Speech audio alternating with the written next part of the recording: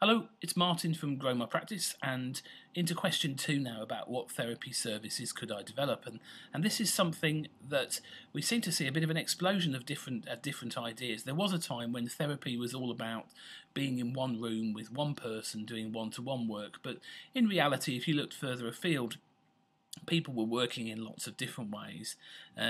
People have always been doing group work and have been doing retreats and things like that over a period of time. But here's just some of the things that people up and down the country who are working as therapists are trying out. Now, obviously, some of these are going to be more appropriate to you or things that you're going to be happy with, and some of them are going to be ones that you probably wouldn't be appropriate from what you're doing. So phone, Skype and email. There seems to be an explosion of people being able to offer support to clients in different ways. And some of the biggest employee assistance providers are actually doing a lot of their counselling work now on the phone. So this is something maybe that you could offer as well. Skype, if you don't know what that is, Skype is where you are using a webcam or you're just using the phone facility on Skype so that you have two-way communication with your client, very, very low cost or free through the Skype interface. And particularly if you're working with people after 6 o'clock, then what you'll find as well as phone calls are considerably cheaper for people.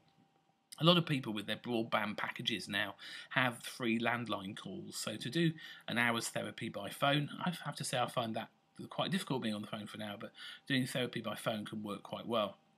There's also people who offer support by email, either as an addition to their one-to-one work or just through email. So you've got to see whether these things are right. And I think, like anything that we do, it's the contract that's important. The second is my favourite, is group work.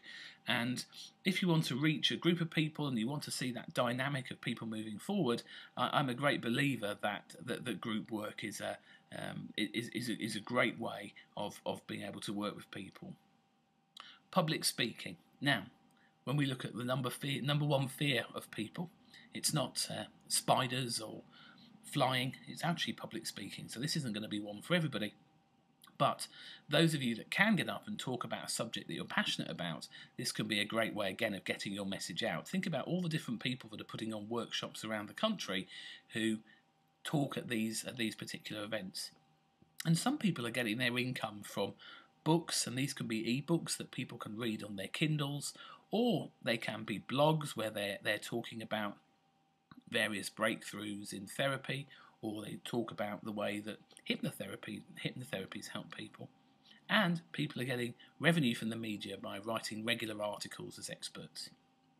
The other sort of thing to consider is this employee assistance program work. Now, there's a lot of EAP providers around, and you'll find those in your membership dashboard, but a lot of the providers are looking for specialists. So if you do actually have a particular niche, or you are in a particular rural area that isn't covered, you might find yourself picking up work there from the employee assistance providers if you're a counsellor or psychotherapist. You've probably got to be accredited, and you've probably got to have a little bit of experience behind you. Now, short-term, long-term work. Here's a couple of options. If you're currently only offering long-term work, then have a look at short-term work and vice versa. There's also opportunities in teaching others. So when you're talking about therapy practices, then you could actually get a job in actually teaching other therapists who are coming on board, again, if this was your kind of thing. And finally, subcontracting. Who is there in your local area that is actually providing counselling to people? It could be a charity, it could be a local authority service. Who is actually subcontracting, where they're actually looking for counsellors to go and work for them? And that's part of the answers about the different therapy services that you could develop. Again, if you want to know more about this, log into your membership, free membership dashboard at growmypractice.co.uk.